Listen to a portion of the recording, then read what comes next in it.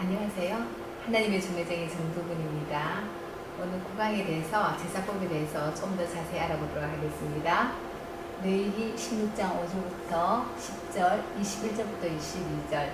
이스라엘 자손의 회중에게서 속죄 제물을 위하여 수염소 둘과 번제물을 위하여 수양 하나를 취할지니라.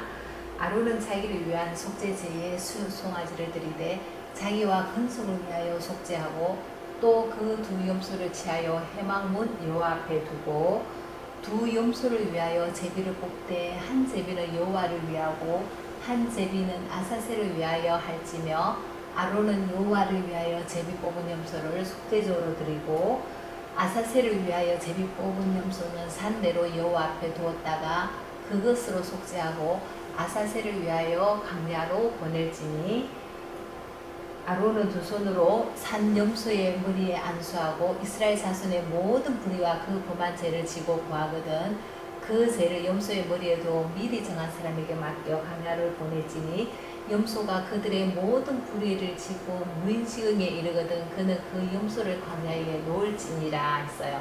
자, 이게 지금 빨리 쭉 읽어서 무슨 말인지 모르겠죠. 제가 간단히 이제 설명을 하면 이 제사를 지내려면 염소 3마리를 이제 가지고 와야 되는 거예요. 하면 한 마리는 아론의 그 제사장과 그 백성들을 위하여서 이제 번제를 한번 드리라고 했어요. 그 3마리 중에 한 마리는 자기와 자기 근속들을 위해서 이제 한 마리를 이제 드리는 거죠. 그럼 이제 2마리가 남아 있잖아요. 2마리 남아 있는 것 중에서 어떻게 하라고 했어요? 제비를 뽑아라고 했어요. 제비를 뽑는데 한 마리는 아사셀을 위한 말고 한 마리는 하나님을 위해서 이제 뽑아라고 그랬어요.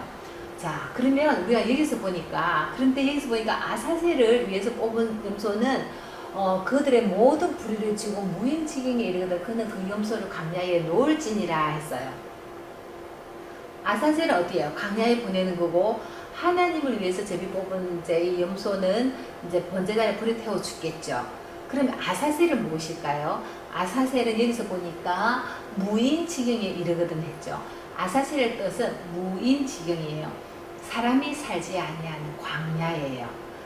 그래서 여기서 보면 염소에게 그들의 모든 죄를 불의를 치고 이제 대제사장이 이제 기도하겠죠. 하나님, 우리 올해 2019년 모든 이스라엘 민족의 죄를 이 염소에게 지고 갑니다 하고 다 안수를 하고 이제 지나고 나면 제사장 중에서 정결하게 깨끗하게 준비한 분이 이제 이 염소를 끌고 무인지경에 가는 거예요. 가면 그 이제 초식 동물이니까 강야니까 굶어 죽든지 아니면 육식 동물에게 찢겨 죽겠는지 이제 그렇게 할 거죠. 그래서 이제 3마리 중에서 한 마리는 자기 근소와 자기 죄와 근속들에서 죽고 한 마리는 하나님 위해서 번제단에서 이제 불태워서 이제 죽고 한 마리는 광야에서 이제 지내는 거예요. 이게 이제 제사에서 하는 거예요. 자, 여기서 보면 우리는 애굽에서 가나안으로 나갈 때 400년 동안 그 있다가 이제 대이동에 탈출을 하잖아요. 출애굽 할 때 재앙이 모두 몇 가지였습니까? 10가지 재앙이었잖아요. 그런데 9가지는 이제 뭐 물이 피로 변하고 파리, 독종, 흑암, 뭐 다양한 우박 이렇게 9가지가 있었잖아요. 근데 4가지 파리가 있을 때부터는 이제는 협상을 하잖아요. 야, 너희들만 가. 아이들은 놔두고 제사 지내고 와. 그리고 그 다음에 있으면 또 마음이 또 그 바로 왕이 마음이 또 완악해져가지고 또 못 가고 9가지는 풀려나지가 않았잖아요. 그건 뭐냐면 우리가 구원받고 거듭났고 인격적인 하나님 만나는 거는 내의 육신적으로 어떤 공로를 쌓고 구제사업을 하고 선한 일을 해도 우리는 악한 구원을 받을 수가 없어요. 마지막 뭐예요? 10가지 죄야. 어린 양을 잡고 문설주의 피를 받은 사람은 죽음의 천사가 넘어갔잖아요. 6월절이 넘어가다 뜻이잖아요. 우리 죄도 넘어가는 건 뭐예요? 이렇게 나의 모든 죄를 지고 강야에다가 갖다 놓고 하나님께 번제를 지내고 이것을 6월절 어린 양이라고 하잖아요. 어린 양을 우리의 몸에 피를 발라야 되는 겁니다. 그리고 이 제사를 지내야 정말 죄 있는 사람이 비로소 자유함을 누리겠죠. 에베소서 5장에 있을 그리스도께서 너희를 사랑하신 것 같이 너희도 사랑 가운데서 행하신 그는 우리를 위하여 자신을 버리사 향기로운 제물과 생축으로 하나님께 드리셨느니라. 생축이 뭐예요? 살아있는 짐승이잖아요. 그죠? 가축, 살아있는 이제 가축인데, 우리 예수님은 제물가 있었고, 우리가 그때 제일 처음에 제사 지낼 때는 7가지 있어야 되잖아요. 내가 제임을 깨달아야 되고, 번제단이 있어야 되고, 흠없는 어린 양이 있어야 되고, 또 그 제물을 죽어야 되고, 번제단이 있어야 되고, 제사장이 있어야 되고, 피를 뿌려야 되고, 거기에서 제물도 됐죠. 생축으로 하나님께 드리셨느니라. 우리 예수님께서는. 자, 요한복음 보니까 저희가 예수를 맡으면 예수께서 자기의 십자가를 지시고 해골이라 히브리 말로 골고다라는 곳에 나오시니, 예수님의 제단이 어디예요? 골고다예요. 십자가에 달려서 돌아가신 게 제단이에요. 옛날 제사법에는 성막 있고 그 앞에 번제단이 있잖아요. 근데 번제단이 규격이 뭐냐면은 2.5m예요. 정사각형. 지금 이제 여기 스크린 같으면 2.5m면 그게 짐승들을 갖다가 태워서 거기서 이제 하나님께 번제를 드리는 거잖아요.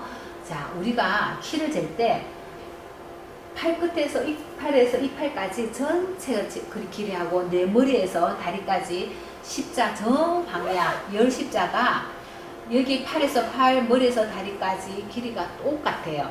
그러면 번제단에 그 십자가를 갖다가 번제단에 딱 넣으면 십자가 들어가겠어요? 안 들어가겠어요? 들어가죠.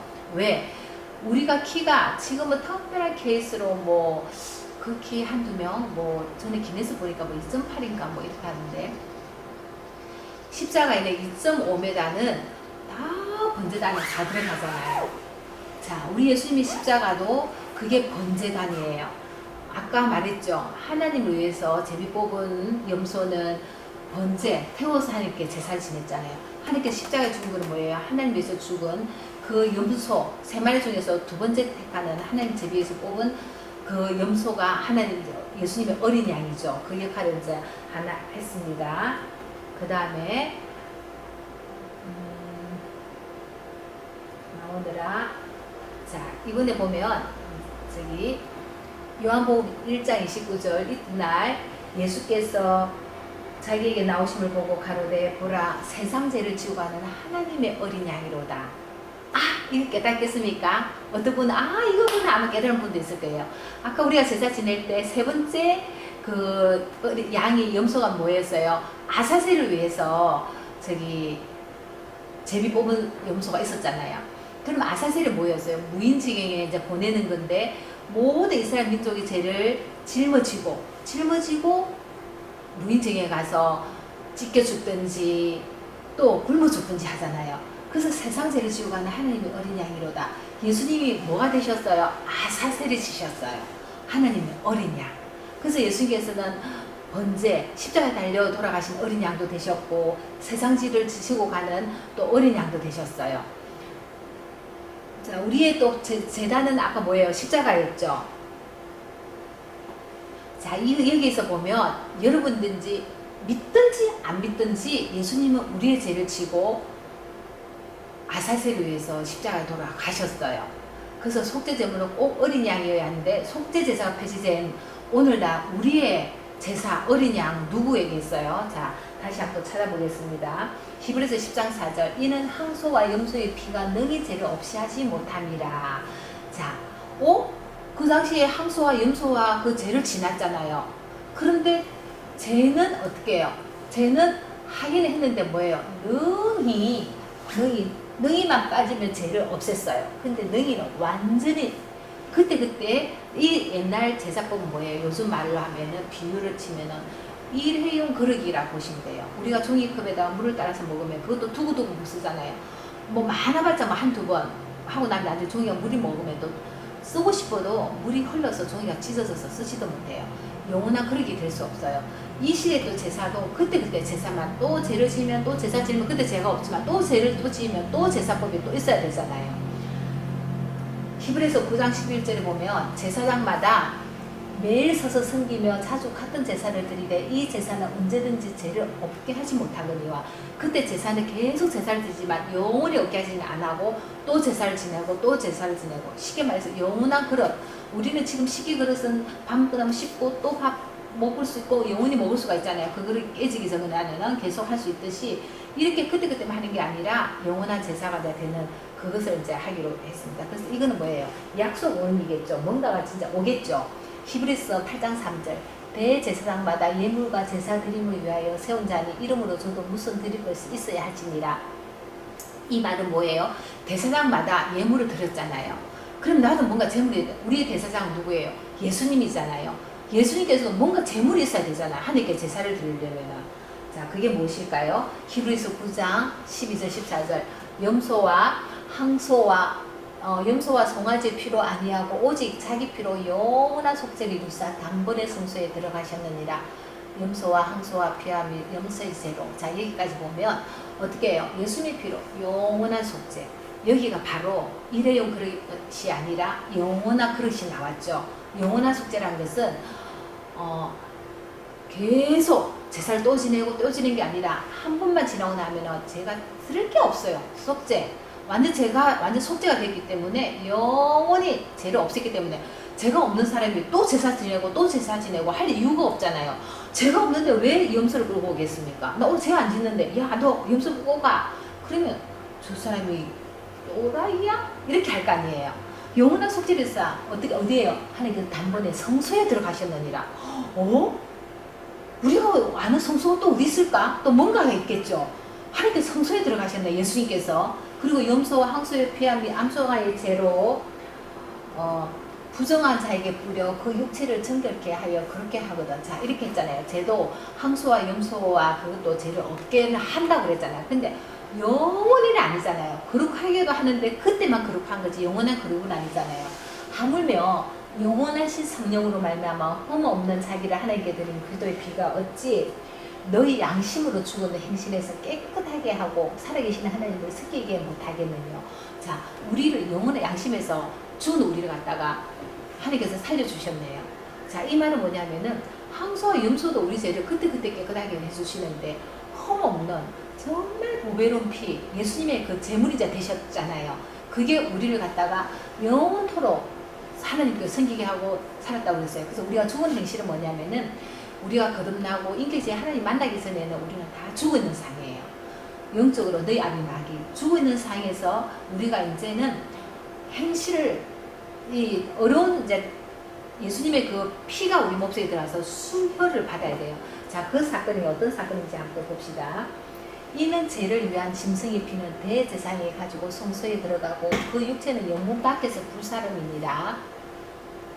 옛날 번제단이 있었잖아요. 번제단이 있으면 안에 이제 성소에 가서 피를 뿌리고 이제 막 하고, 그럼 육체는 영문 밖에서 불사합니다. 번제단에서 이제 막 불을 태우고 바르잖아요. 그것처럼 이제 우리 예수님께서도 보세요. 그러므로 예수도 자기 피로서 백성을 그렇게 하려고 성문 밖에서 고난을 받으셨느니라. 그 피는 어디예요? 아까 성소에 들어가셨잖아요. 성소에 들어갔고 육체는 성문 밖에서 고난을 받으셨는데 이 성문 밖이 어딜까요? 저희가 예수를 맡으면 예수께서 자기의 십자가를 지시고 해굴이라는 히브리 말로 골고다라는 하는 곳에 나오시니 아까 했잖아요. 예수님의 번제단은 어디예요? 골고다. 골고다에서 예수님께서 우리 죄를 위해서 십자가에 달려 돌아가셨습니다. 자, 그래서 예수님께서는 이렇게 그냥 하나님께서 너 예수 믿어. 그게 아니라 옛날 구약법에 의해서 그거를 다 놔두고 그거를 이제 지금 현재 말해서 이 그림자예요. 진짜 성소에서 성막에서 있던 걸 갖다가 이제 그 그림자라고 그랬지 않습니까? 자, 이제는 우리가 예수님의 하나씩 하나씩 찾아갈 때 조금씩 그렇구나 하고 이해만 하면 되는 게 그게 바로 하나님의 인격적인 만나고, 이 믿음이 들으면서 나고 들으면 뭐예요? 지식으로 만드는 거예요. 내가 이렇게 알지 못했던 지식을 하나하나 깨달아갈 때 하나님은 온전히 알아가고, 예수님은 온전히 아는 게 뭐라고요? 영생이라고 그랬잖아요. 영원히 사는 거. 자, 그래서 여러분들이 다 같이 이 말씀을 깨닫고 지식으로 받아들였으면 좋겠습니다. 다음 주에 또 뵙겠습니다. 주 안에서 승리하십시오.